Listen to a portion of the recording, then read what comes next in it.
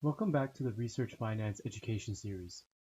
This video will explain what an honorarium is, the information or backup required when dispersing an honorarium, and why we need this information. First, why is it important? An honorarium may be an important aspect of your research project. Many items must be considered when dispersing an honorarium. This video will focus on the financial areas. Being informed of the information required by the Canada Revenue Agency and Unity Health Toronto will ensure no surprises come months after the honorarium is dispersed. First, let's define what an honorarium is. Unity Health Toronto defines an honorarium as a thank you payment of nominal value for voluntary services. The honorarium is not provided as an incentive or as compensation and not reflective of the value of work done. An honorarium payment should be infrequent in nature and not equal or exceed $500 Canadian in cash, light cash, or non-cash items to a single payee in a single calendar year. Recipients of honorariums cannot be employed by Unity Health Toronto in any capacity. Let's discuss the difference between a reimbursement and an honorarium. A reimbursement is defined as money given to a research participant that reflects out-of-pocket expenses associated with participating in a research study, for example, travel or parking. The backup required is generally the original receipts and a signed requisition form. An honorarium is money or item given to the research participant that acknowledges the time and effort they have provided in participating in the research. The backup required is an honorarium log and the signed requisition form. Please ensure that these supporting documents are gathered and communicated in the beginning of your engagement with the research participant. The following are examples of when an honorarium is appropriate.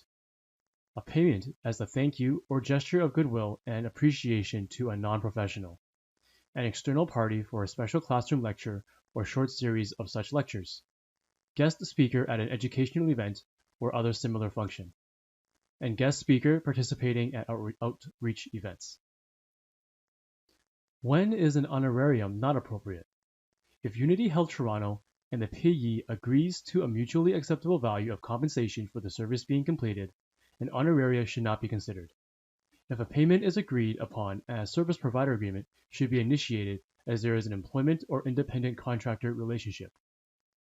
If Unity Health Toronto engages in obtaining services with a professional speaker or consultant who performs the requested service as a regular employment, this would go through a service provider agreement and should have a fee for service. If you intend to pay an individual an honorarium, one payment or many payments in a single calendar year, and the total of the payments will equal or exceed 500 Canadian dollars, please obtain the individual's SIN number when preparing the requisition. Please be aware that Unity Health Toronto is considered a single employer by the CRA. Should an individual receive multiple honorariums from various areas in the hospital and equals or exceeds the $500 Canadian nominal value, any subsequent payments may be treated as employment earnings, and amounts already processed may be converted to employment earnings. Implications of incorrectly paying an honorarium. If an individual is paid an honorarium when they are an employee or service provider, Unity Health Toronto is violating federal and provincial tax regulations. If a study participant or individual is paid an honorarium equal to or greater than $500 Canadian, Unity Health Toronto is violating federal and provincial tax regulations. Unity Health Toronto is in violation of the Employment Standards Act if the services and work performed is in fact employment in nature, but an honorarium is paid. Any fines and penalties owing will also be charged directly to the study activity and will be the responsibility of the principal investigator. The research study team will be in violation of Unity Health Toronto's purchasing requirements if the individual or business being paid through an honorarium is in fact an independent contractor. If reassessed by Canada Revenue Agency, Unity Health Toronto may be required to pay the employee and employer's share of taxes, plus fines and penalties. These amounts will be charged back to the study activity that issued the payment and will be the responsibility of the principal investigator. The incorrect method of payment can also negatively impact the individual receiving the payment, as they may be responsible for paying income taxes on the amount. This can be a financial burden if this was not anticipated, especially if the amount is substantial. The individual can also be reassessed fines and penalties for late payments of these taxes.